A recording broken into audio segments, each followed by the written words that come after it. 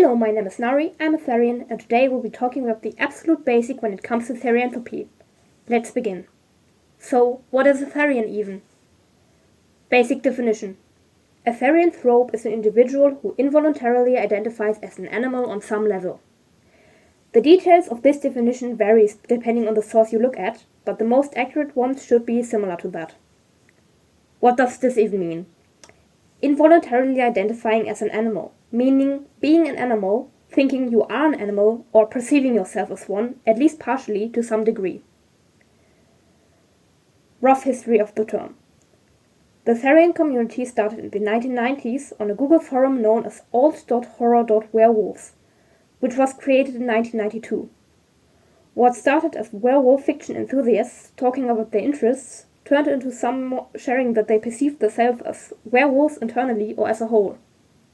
Others shared those experiences, mainly identifying as other animals that are not wolves or even mythical creatures such as dragons, and those in the community were then known as weres.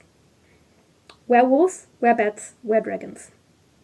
The word Therianthropy was coined in the forum in 1994 and was proposed as a more species-inclusive term to lycanthrope.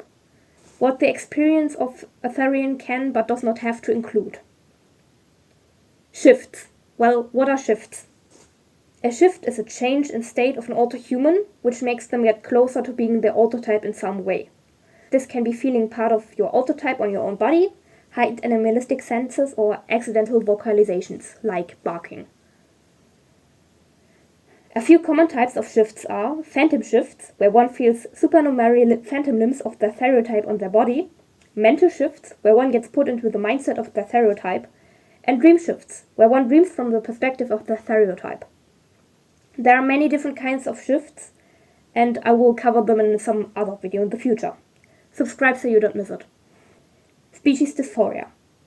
Species dysphoria is defined as a state of severe distress or unhappiness that is caused by dissatisfaction with one's physical body in relation to a species.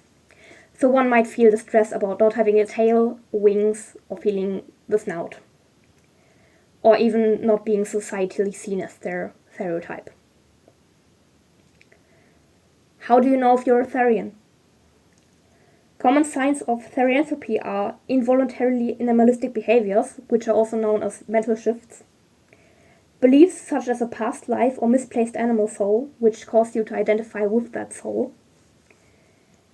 But please keep in mind that a past life or any other spiritual belief in that direction is not necessary for Therianthropy, so you do not have to have those to be a Therian.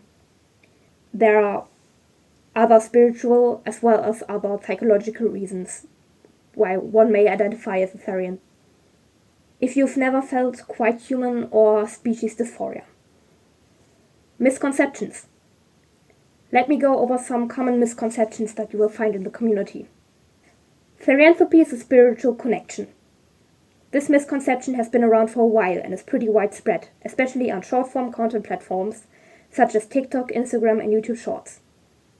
Therianthropy is often confused with the label other-hearted, which I will explain in just a minute.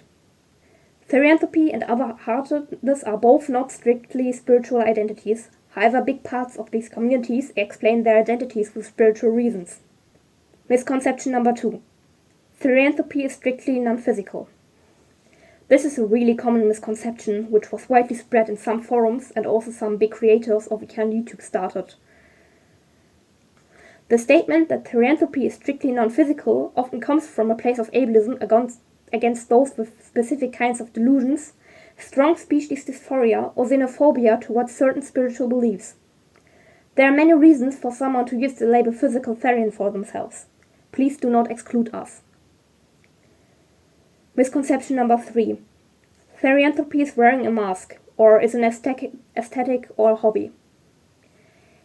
If you've watched until this point of the video, you know that Therianthropy is an identity, not a hobby.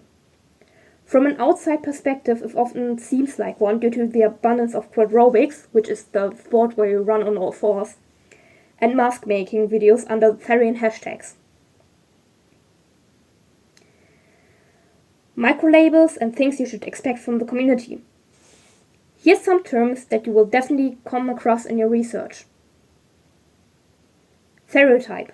A stereotype is the animal or creature that a Therian identifies as. Kintype. A kintype is what an Otherkin individual identifies as. Since Therian is technically a sublabel of Otherkin, you can respond to the question, what's your kintype, with your stereotype as well. One's kintype is sometimes written as the being or animal followed by kin. For example, my kintype is a dragon, I am dragonkin. Otherhearted. Someone who is otherhearted has a strong connection to something, like an animal, a place, or an object. In opposition to Therianthropy, one would identify with an animal instead of as it. If you want to learn more about Therianthropy, check out the resources that I have linked in the descriptions. I also have a Discord server with over 500 individuals and a collection of resource channels for auto-human topics. But with all sources of information, make sure to cross-check everything you read with a different independent source. If you've enjoyed this video, consider leaving a like, a comment, or to subscribe to my channel. It keeps me motivated to make more videos like this one. Thank you for watching. Have a nice day.